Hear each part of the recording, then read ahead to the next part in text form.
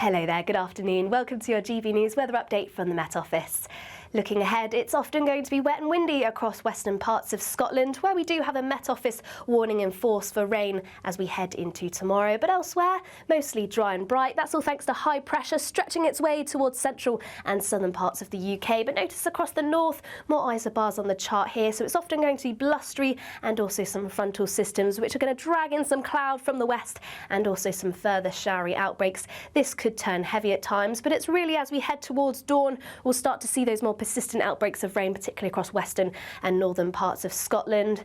Elsewhere though, remaining dry, fairly clear towards the south, and overnight lows reaching around 11 to 12 degrees Celsius.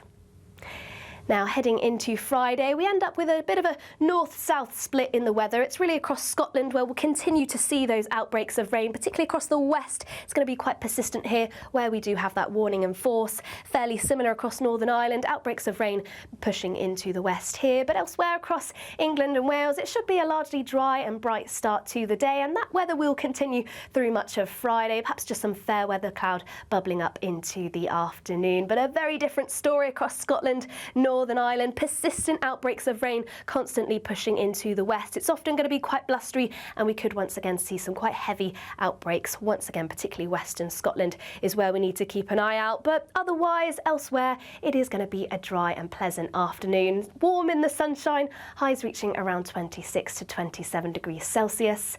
And then through into the evening, we will continue to see that split in the weather. Still outbreaks of rain, and this time pushing into northern and central parts of England and Wales, leading us into an unsettled start over the weekend with more cloud, rain and showers. And this is likely to continue as we head into Sunday. But in any sunnier spots, it should still remain warm.